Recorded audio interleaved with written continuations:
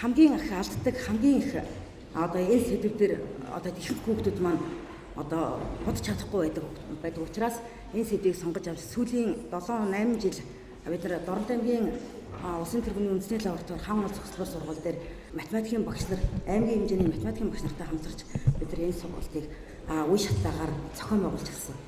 За тэгээд зохион байгуулж авах хугацаанд биднэрт яагаад энэ үйлдвэртэй бодлого гэдэг сэдвийг сонгож авсан бэ гэхээр зарим нэг мундаг хүүхдүүд ч гэсэндээ өгүүлбэртэй бодлогыг бодож чадахгүй байх тохиолдол нэлээд их гардаг. Тэгэхээр энэ өгүүлбэртэй бодлогыг тэгвэл бид нар хөндлөнгийн авдаг шалгалтын ч гэсэн хамгийн өндөр дүнтэй өгүүлбэртэй бодлого бодож чадахгүй байна гэдэг чинь хүүхд өөрөө сэтгэж чадахгүй байна гэсэн имийг ойлгон уншиж чадахгүй байна гэдэг учраас имийг ойлгуулах хүүхдэд зөв зэгцтэй сэтгэл сургахад өгүүлбэртэй бодлогыг бол нэн тэргуунд бодож сурах нь шаардлагатай маа гэж хэлсэн. За тэгвэл энэ миний хувьд 2015-аас 16 оны хичээлийн жилд Улаанбаатар хотод Баянгол дүүргийн Эрдэнэ ундраа зохицлбор сургуульд ажиллаж байгаа. Энд мөн адилхан математик мэдээллийн технологийн багшаар. Тэгээд өмнөх хэрэгжүүлжсэн ажлаа үргэлжлүүлэн хүүхдүүдийн намар анх хүлээж авсан хүүхдүүдэд төвшин тогтоох шалгалт аваад хүүхдүүд явахад бас яг ямар сэдвүүд дээр өнөхөр ерөөсөө маасаар бараг 100% нийт надад дээр 3 ангийн 99 хүүхдүүдээс 98 хүүхэд нь өгүүлбэртэй бодлогын анхны төсөөлчих хүүхдүүд хүлээж авсан.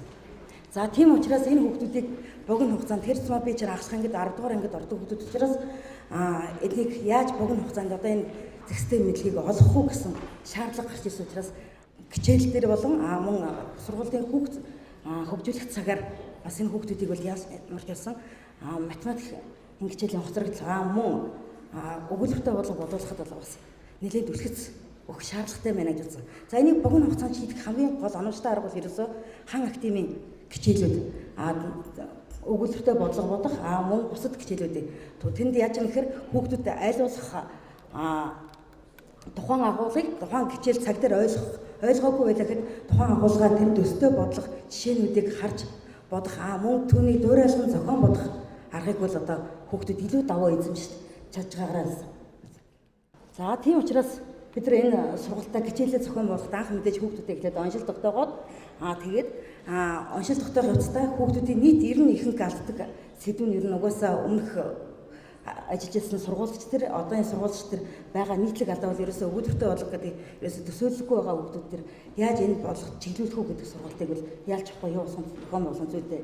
Тэгэхээр энд ямар юутай хэрэгтэй байна вэ гэхээр тухайн хичээлийг мэдээж танхимын сургалтаар хүүхдийг ангиар нь маасаар нь 100% сурна гэж байна. Тэр цаа бидний одоо боловсрол соёлын шинжилгээний яамнаас хэрэгжүүлж би хүүхдийн бүрийг хөгжүүлэх хүүхдний бүр онцгой чухал гэсэн энэ уриалга энэний боловсролын бодлогын хэрэгжилтэнд мэдээж багш бид нар яалж явахгүй өөрсдийнхөө мэргэжлийн дидактик төр бол цаашгүй ажиллах шаардлага гараад байна. Тэгэхдээ тухайн мэргэжлийн бас багш болон хүүхдийг илүү цагаар ажиллуулад байна гэж бас байхгүй. Яг тэгэхээр хичээлийн 40 минут болон 80 минутын агуулга тухайн хичээлийг хэрхэн яаж зохион байгуулах вэ? За үнэхээр хоцрогдож байгаа хүүхдүүд яаж тухайн агуулгыг гүйцэж ойлгох вэ гэдэг тал дээр бид нар бас нэлээдгүй хүүхдүүдтэйгээ болон багшийн хоорондын харилцаан дээр мөрчилсөн. За тэгвэл ер нь өгүүлбэртэй бодлого гэдгийг хэрхэн яаж бодолдог юм бэ гэдэг өгүүлбэртэй бодлогыг бодох аргачлал онцгийн үндэс суурьуд нь энд явж байгаа. Энэ арга зүй хэмээгдээ. За тэгвэл энийг эзэмшүүлэх явцад багш болон сурагчдад хэрхэн ямар шаардлага хэрэгтэй байна вэ гэдэг талаар судлаад багш мэдээж ажлын төлөвлөгөөгөө тэрнийхээ дагуу хөтөлбөр төлөвлөгөөгөө хүүхд нэгүрийнхээ чадамжинд хүүхдийнхээ чадварт дор хаяж 4-6 төвшингийн төвшөнд хуваагаад тэр төвшин бүр тохирсон даалгавар мөн бид нар өмнөх сургуульд ажиллаж байхад бид нар бүх 6-аас 12 дугаар ангийн бүх сургалтын материалыг бүх бодлогуудыг бодоод гарын авлага өөрсдөө сургуулийнхаа хэмжээнд гаргаад авсан учраас тухайн сэдвтэйгээ холбогдолтой бид нар гарын авлага номыг бас хүүхдүүд ашиглуулсан. Энийг ашиглуулахын утсад бол яадаг гэхээр хүүхд мэдээж өмнөх ажилласан газар бол гүнзгийрсэн сургалтын байсан учраас арай хурдтай ойлгодог. Одоо миний орж байгаа хүүхдүүд бас тийм хэмжээнд хүрэхгүй учраас тухайн хүүхдүүдэд богино хугацаанд яаж хэрхэн мэдлэг олох вэ гэдэг яалч чадахгүй бид нар захин сургалтаа өмнө ашиглаж байсан ч мөн энэ захин сургалтыг илүү лавшруулан мөн бие даанч судлах боломжтой өшөө олон сайтууд мэдээллүүдийг бид нар багш олгож өгөх шаардлагатай байна гэдэг үүднээс энэ хүн мэдээллийг оруулж өгсөн байна. За тэгээ мэдээж хүүхдүүдийн эзэмших чадвар, хүүхдүүд маань ямар хэрэгтэй эзэмшиж мэдсэн байх ёстой вэ гэдэг талаар хэлсэн. За тэгвэл өгүүлбэртэй бодлогыг анх бодож сурахад яаж явах вэ? Хүүхдүүд эхлээд нэлээд бараг эхний 1-2 цаг ахаад 2 удаагийн сургалтын дараа өгүүлбэртэй бодлогын өгөгдлийг ойлгох тохиолдож байна. Энэ маань яаж гэхээр нөгөө хүүхд удаан хурдан ойлгоцтой тэрнээс бас давхар шалтгаалж байгаа гэсэн үг. За тэгэхээр бид нар нөгөө бодлогын өгөгдлөө уншнаа зураглах энэ мэдээж хүүхд болгонд тодорхой хэмжээний хугацаа шаардж байгаа. За тэгвэл энэ бүхнийг яхад бол мэдээж эхлээд багш хичээлийн эхний 10 минутанд явахдаа доор хаяж 2-3 аргаар самбарт бишгэлэл хийж өгдөг, самбар төлөлтөөр хийж өгдөг. За тэгээд түүнтэйгээ холбогдолтой бодлого бичлэг мөн захин хичээлүүдийг сургалтанд ашиглаад тэгээд түүнтэй төстэй бодлогоодыг хүүхдүүдэд өгнө. Мөн эхлээд эхний 1-2 хичээлээр хийж байгаа. За дараагийн хичээлүүдээс яаж энэ өгдлийг хийж байгаа гэхээр хүүхдүүдээр өөрсдөөс нь бодлого дэвшүүлж байгаа. Тухайн өмнөх сэдвтэй холбоотой хоорондоо бусад багийнхны дэвшүүлсэн бодлоготой хоорондоо уялдуулсан тийм бодлогоодыг бас дэвшүүлж өгчээснараа бас тухайн хичээлүүдийн онцлог явагдаж байгаа. За тэгээд тухайн хичээлийг нийт 6 удаагийн 24 цагийн сургалтыг зохион байгуулад сургалтыг нэг хүүхэд төр энэ 2015-аас 16 оны хичээлийн жилд турсан дээр 15 ангийн долгион гэдэг хүүхдтерээс авч үзсэн хэмжээ рүү харуулж байна. За тэгээд ер нь бол бодлого бодох төстэй үйл явцсан гараад ирж байна. За энэ туршилт судалгаанд маань хаана чинь хэзээ энэ болохоор 1-ээс 2 дугаар удиралт зэрлийн хугацаанд явсан нийт хичээл байгаа.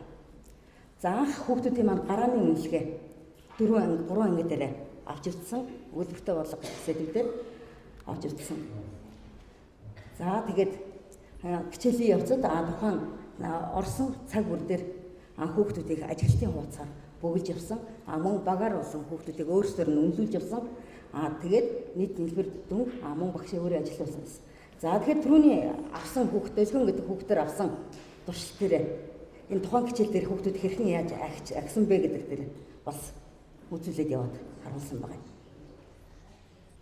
За энэ одоо нийт 6 удаагийн 24 цаг 3 ангид нэг ангид 8 цагийн хичээлийг дурсны дараа хүүхдүүдийн ангийн массын амжилт буюу дундаж үнэлгээг энд харуулад үзүүлээд явж байгаа. За тэгээд эсдэн дүгнээд хэлэхэд ямар ч байсан багшвар мэдээж тухайн өөрийн хичээлээ хүүхдийг массаар сурах бүхтийн төлөвлөгөө хэрэгжүүлэхэд ямар ч байсан бид нар зөвхөн багшийн тухайн 40 минутын хичээлийн заах юм бол одоо хүүхдэд зарим нэг хүүхдэд бол үлдэсгүй байгаад байна. Яг тэгэхээр удаан юу ойлгоцтой бас багшийн өөрийн арга зүй бас шалтгаалж байгаа байх гэж бодож байна. Тэгэхээр бид нар бол ямар ч үсэн нэмэлт материал тэгээд тэр маань хаан их тэмээ нэлээдгүй олон хичээлүүдийг одоо хүүхдүүдтэйгээ хичээл болгоно дээрээ мөн зөвхөн энэ өгүүлбэртэй бодлого гэдэг сэдв дээр ш бусад хичээлүүд дээр ч гэсэн тогтмол ашиглаад одоо хэмжиж эхэлж байгаа.